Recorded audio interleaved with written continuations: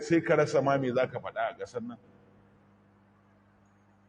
Wai an ce ɗan sandan da ya fi kowa iya kama ɓarayi ne ko? Shi kuma wai ana neman shi a wata ƙasa. Ke me wannan kuma?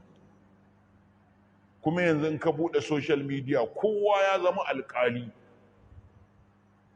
Yana hukunci akan a'a bayi da gaskiya dama, a'a yana da gaskiya. To ina ruwanku a ciki? Yaushe social media ta zama kotu? Ko da yake dama a social media aka yi ta tallancewa a'a ya iya kamawa ya yi kaza da duk waɗannan abubuwa sai mun fa dawo mun gyara su. Ni idan da za a bani dama zan ba da shawara in babu doka to maza a yi ta a ƙasar nan.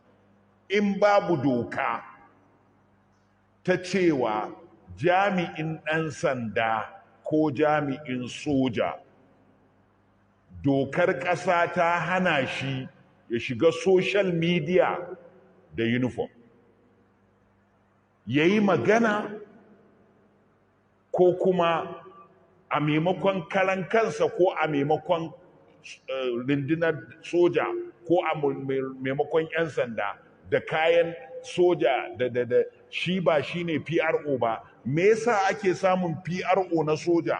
Me yasa ake samun PRO na 'yan sanda? Ba akwai mai magana da yawun 'yan sanda ba? To shi kadai ya kamata ya shiga social media ya yi magana. Amma ka ce wai wannan ɗan sanda ne,